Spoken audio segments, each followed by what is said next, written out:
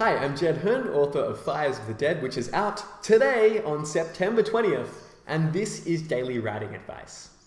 So, as I've mentioned in previous videos, I don't think it's very useful to believe in writer's block. Having said that, I do totally accept that sometimes it is very hard to write. So in this episode, I want to give you one workaround that you can use to hopefully combat this issue of being blocked with your writing, not the same as writer's block.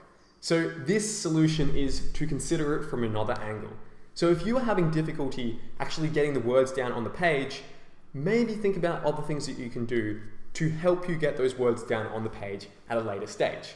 So what this might mean is that if you are struggling, like I was a few weeks ago, to write some world building stuff into your book, maybe don't write it into your book.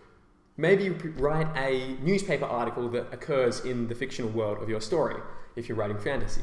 Maybe write a kind of encyclopedia to the world that is in your book.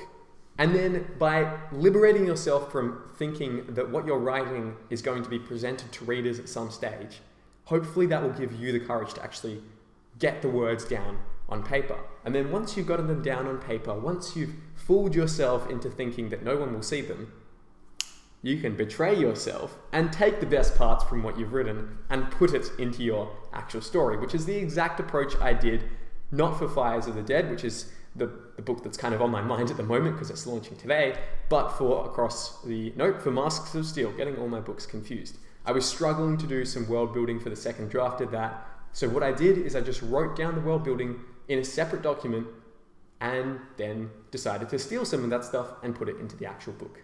So I hope this approach is useful to you, and this idea of considering different angles to attack your story from can be applied to not just world building, but you can do it for anything. You can do it with the characters. If you're struggling to write some character stuff into your book, write it separately and then feed it back in.